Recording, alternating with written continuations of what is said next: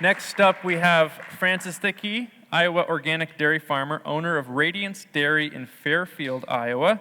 His title of his talk today is How Regenerative Agriculture Can Work at the Farm Level. Francis Thicke, with his wife Susan, is the owner and operator of an organic dairy crop farm near Fairfield, Iowa. They process their milk on the farm and market organic dairy products through local grocery stores and restaurants. They are also experimenting with regenerative grazing and cropping practices on their farm. Francis has a Ph.D. in agronomy and soil fertility and has in the past served as the national program leader for soil science for the USDA-Extension Service. Let's give it up for Francis Thicke. Press this one? Don't press that one, ever. Press that one right there. There you go. No pointer? No pointer. Okay. Thank you. You have slides up? Okay. Coming. Okay. I'd like to show a few examples from my farm of what we're doing in terms of regenerative agriculture. And while we're waiting for it, I also agree that the word regenerative agriculture is a lot better than sustainability. And I like to define it in terms of how our soils were generated in the first place. Because right where we sit here 12,000 years ago, when the last glacier left, there was no soil at all. It was a geologic wasteland. And only as plants and animals colonized that loose geologic material, they actually created soil, put organic carbon, organic matter in that loose material and made soil. And that nature's ecology did so well in those 12,000 years, it created some of the best soils in the world. It's amazing. And that's how soils were generated. So to regenerate soils, we need to mimic that process. Here we go. All right. I want to do a little overview, first of all. That the world's soils have lost 50 to 70% of their organic carbon since we started farming. I'm having trouble seeing this. Okay. And it's really interesting. There's more carbon today in the soil than there is in the atmosphere and the biosphere. So all the plants and animals and all the atmosphere, there's still more carbon in the soil. And so it's a tremendous reservoir, even though we've lost half of it. It's pretty amazing, actually. Today, agriculture in the U.S. emits, it produces 9% of our greenhouse gases. But we can reverse that. We can actually make agriculture a net sink for greenhouse gases if we do it right. If we could raise our soil organic matter levels by 1 to 2%, we could sequester more carbon in the soil than is needed to bring our atmospheric carbon down to 350 parts per million, which is our goal. But there will be many beneficial side effects to that. It's not just about putting carbon in the soil. There will be all these tremendous things that will happen as we regenerate our soils. So it'll become like, instead of a vicious cycle that we've been on in the past, it'll become a virtuous cycle. Since we started farming in Iowa, we've lost about half our topsoil to erosion and about 60% of our organic carbon. So we've been deficit spending our ecological capital all these years. Now we can reverse that if we change our farming practices. So what are the beneficial side effects? First of all, sequestering a lot of carbon in the soils, improving our soil health, which will make, of course, healthier soils, reducing soil erosion, increasing soil water holding capacity, which we heard about in the first talk, reduce flooding, mitigating the effects of flooding. We will improve wildlife habitat and pollinator habitat, reduce nitrous oxide emission into the atmosphere, and reduce some of the methane production. And we'll create a healthier and more diverse landscape and healthier livestock. So all these side effects, if we just begin to farm in a different manner, if we go from an industrial model of farming to a ecological, regenerative model. And one example already we can see is in water quality. You know, here in Iowa, we have some problems with our water quality. And we've had this nutrient reduction strategy for the last 6 years, and we've made no progress, really.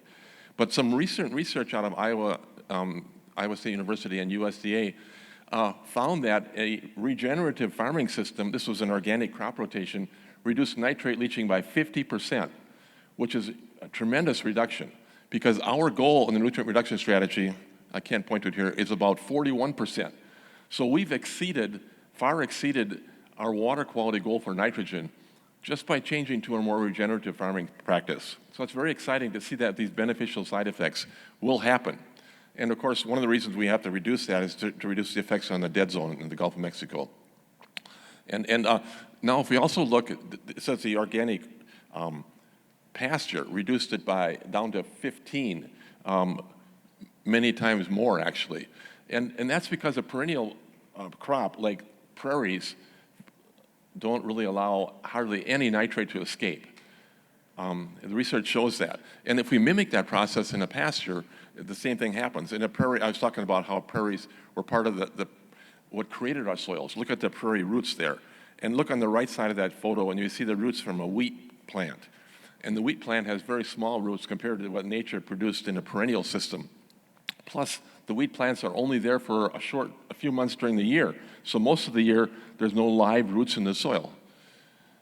And so when the bison came in and grazed off that prairie plant, then the plant was short and it didn't need as much root mass. So it sloughed some of that root mass off into the ground and then grow new tops and new roots. And those cycles of grazing built our organic matter. Now I'm gonna look at our farm here in southeastern Iowa. This is the farm we moved to 25 years ago. And you can see this was one of the waterways. It was about 4 foot deep gully. And we had gullies in all the waterways. And a lot of places, the topsoil was all gone on the hillsides. So we tried to mimic the process of the prairie. We used different plants, but a whole diversity of grasses and legumes. And you can see this is a farm. I can't point, I guess. They told me never push this button here. So you see down on the left-hand side, the red buildings is where we milk the cows. And you see the lanes going up through the pastures. So we split it up into 60 small paddocks. So after each milking twice a day, the cows go into a new grass, and then they move on to the next one, and then it regrows, and so they move around the farm, and it keeps regrowing, kind of like the bison moving around the prairie. So we're rebuilding our soils with that kind of a practice. You can see here where the cows on the forefront is where they just graze. There's electric fence, and they're going to graze there next, beyond there. And so rotating around, then it allows the grass to regrow. And these are perennial plants, and so nitrate leaching is not a problem. This is some data I can't point, but this kind of a grazing system in Georgia, it doubled the organic matter, the organic carbon in the soil in 10 years. So this is very exciting. We can increase our soil carbon tremendously, and we can sequester it from the atmosphere. But our soil loss that we've had in the past is not sustainable. I mentioned how we've lost, soil erosion for corn and soybeans is about 5.7 tons per acre per year. The soil regenerates out of those systems at about 0.5 ton per acre per year. So we're losing our soil at 10 times the rate that it's regenerated.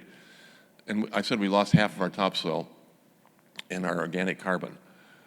During the flood of 2008, 10% of Iowa's cropland lost 20 ton per acre of soil. And this was in that time in 2008 when we had flooding upstream from us. This is a little creek in our farm. You see the pink line in front and the pink line in the back. We had a 2-inch rainfall, and the creek came up to that level, 250 feet wide from a 2-inch rainfall.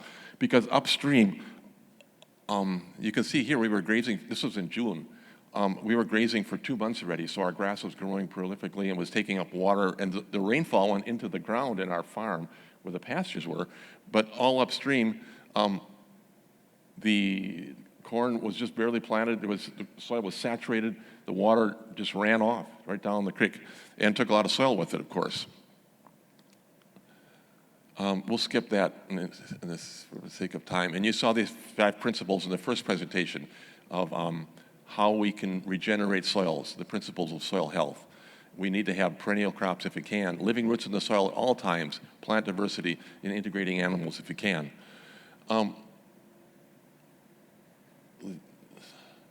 When we look around Iowa this time of the year, mostly we see bare soils. And that is not what we need. We need living roots. This is an example of cover crop. Unfortunately, most of the cover crops in Iowa get growing about this tall, and then they get hit with glyphosate, Roundup. And so they don't put a lot of carbon in. But if we grow plants tall, that same crop that you saw on the last slide, this is cereal rye, it'll get about this tall. And if you hit it just when it's starting to make a seed head, and here I'm planting soybeans right into the rye. You can see knocking it down, and then I come back with this roller crimper that crimps the grass, and so it doesn't come back up again. And then what happens, it's flat, and here come the soybeans growing up through there.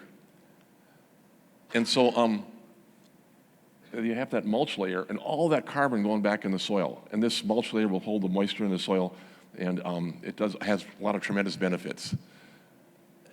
So we can do it, but it's going to take some fundamental change to go from an industrial agriculture we have today to a regenerative agriculture. It's going to take policy changes. It's going to take a new administration with a new approach. That's the end. Thank you.